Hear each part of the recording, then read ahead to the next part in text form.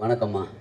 உங்களுக்கு ஏன் சொன்னேன்னா, எந்த டைம் மீட்டர் வைக்கல. அவங்ககிட்டயே எத்தனை நிமிஷத்தில் யார் அனுப்பணும் முடிவு பண்ணி தான் அவங்கள கேள்வி கேட்க வச்சுருக்காங்க. மற்ற இடத்துல எங்ககிட்டலாம் மைக் கொடுத்தா 1.5 மணி நேரம் 2 மணி நேரம் பேசுவோன்ட்டு அழகாக சொல்லிட்டாங்க. யார் லென்த்தாக பேசணும் நீ ஏதாவது கேள்வி கேட்டு அனுப்பிச்சு. தேங்க்ஸ்மா. அதுக்கு தான் உங்களை செட் பண்ணி வச்சுருக்காங்க.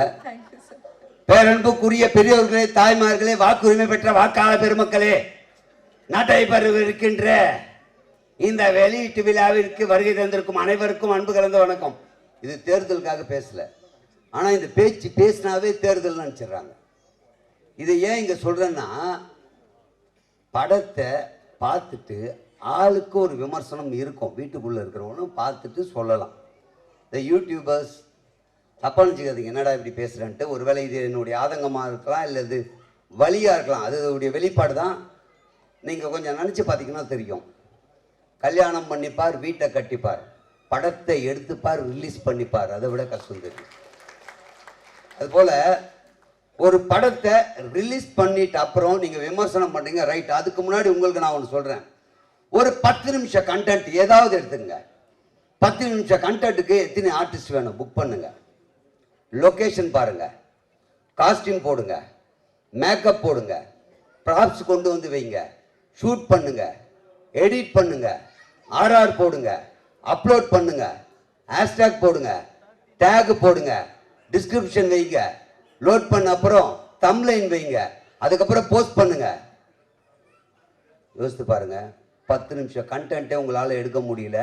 ஒரு படத்தை பார்த்துட்டு வந்து அரை மணி நேரத்துக்கு அந்த படம் இப்படி இருக்கா அப்படி இருக்குன்னு நீங்க வியூஸுக்கும் உங்களுக்கு பணம் வேணுன்றதுக்காக எங்களை பணயமா வைக்கிறீங்க. உங்களால முடிஞ்சா 10 நிமிஷம் படத்தை நீ எடுத்துட்டு அதுக்கு இருக்கிற கஷ்டத்தை பாருங்க. 10 நிமிஷம் எடுக்க போதும்.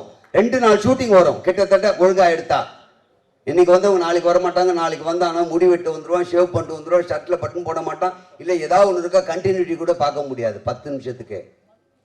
அடுத்த நாள் அதே மாதிரி எல்லாம் கிடைக்கிறது கஷ்டம். அடுத்த நாள் நம்ம நைட் எஃபெக்ட்னு வச்சிருக்கலாம். ஈவினிங் ஒருவேளை லைட் போயிடுச்சுனாலும் கஷ்டம், வந்துட்டாலும் கஷ்டம். அப்போ 10 நிமிஷம் கழுதை எடுக்க நம்மளால இவ்வளோ கஷ்டப்படுறோமே. அப்போ இவ்வளோ கோடி ரூபாய் பணத்தை போட்டு இத்தனை ஆர்டிஸ்ட்டை டேட்டு வாங்கி அவங்கள கூப்பிட்டு இத்தனை டைம் 24 கிராஃப்டும் ஒன்று சேர்ந்து ஒரு சீன் எடுக்கிறதுக்காக லோல் பட்டு கஷ்டப்பட்டு முன்னேறிட மாட்டோமான்ற நம்பிக்கையோட நடிகர்களும் இன்னைக்கு ஒரு பொழுது போயிடாதான் டெக்னீஷியனும் வேலை செஞ்சுட்டு இருக்கிற எங்க வயிற்றுல அடிக்காதீங்க, தயவு செஞ்சு சொல்றேன். நினைச்சு பாருங்க, உண்மையிலே சொல்றேன். ஏன்னா நானும் யூடியூப் வச்சுட்டு இருக்கேன்.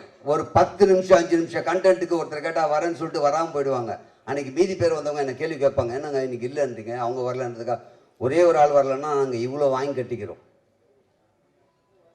ஷூட் பண்ணும் போது ஒரே ஒரு லைட்டு கொஞ்சம் இருந்தால் கிளார் வருது, வீடியோ பார்க்க மாட்டேன்றாங்க. அடுத்தடுத்த சீன் கொஞ்சம் லேக் ஆச்சுன்னா தள்ளிட்டு போயிடறான். 5 நிமிஷம் 10 நிமிஷம் வீடியோவுக்கே கஷ்டப்படுறமே. அப்போ இந்த படங்களை பற்றி தேவையில்லாமல், அதாவது நீ விமர்சனம் பண்ணுங்க, நான் வேணான்னு சொல்ல, ஆனால் எல்லாரும் பார்க்கட்டுமே, பார்த்துட்டு அவங்க விமர்சனம் சொல்லட்டும். பொதுமக்கள் விமர்சனம் சொல்லிட்டோம், நாங்கள் ஏற்றுக்கிறோம். ஏன்னா எல்லாருக்கும் ஒரு கருத்து இருக்கும். இந்த படம் பார்க்கும்போது இந்த படத்தில் எனக்கு இது கரெக்டாக இருந்தது, இது இல்லை, இது வேணும், இது நல்லா இல்லை, அவங்களுக்கு ஒரு விமர்சனம் இருக்கும். அது என்ன, நீங்கள் பார்த்துட்டு இந்த படத்துடைய முழு படத்தையும் நீங்கள் தான் ஏதோ எடுத்தா மாதிரியும் இதில் தப்பு இருக்கா மாதிரியும் சொல்லும் போது சத்தியமாக அதில் பாதிக்கப்படுறது திரையுலகம் தான். தயவு செஞ்சு அதை புரிஞ்சுக்குங்க. உங்களுடைய ஒரு நாள் வருமானத்திற்காக, உங்களுக்கு வியூஸ் வேணுன்றதுக்காக, உங்களுக்கு சப்ஸ்கிரைபர் வரணுன்றதுக்காக தயவு செஞ்சு இந்த வேலையை செஞ்சிடாதீங்க.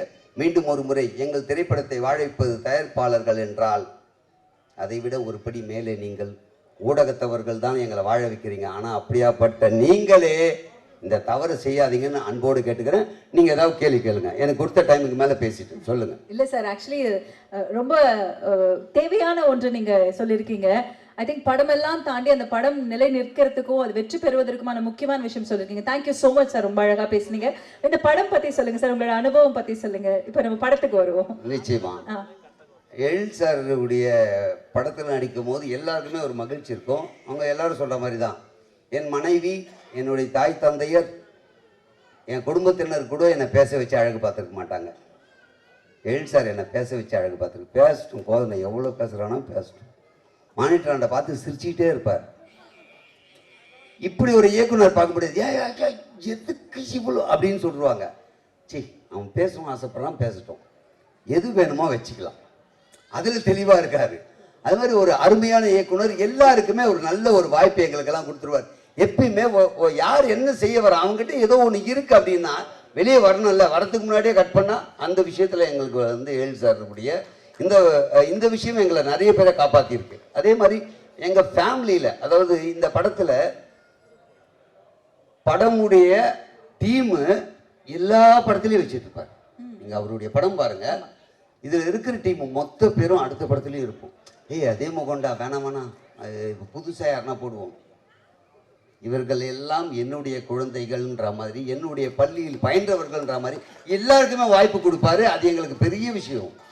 ஏன்னா படத்தில் நீங்கள் ஒரு சீன் இந்த ஓரமாக நின்னா கூட திரைப்படத்தில் நின்னா அதுக்கு மதிப்பு வேற, அதுவும் எல்சார் படத்தில் நின்னா அதை விட மதிப்பு வேற.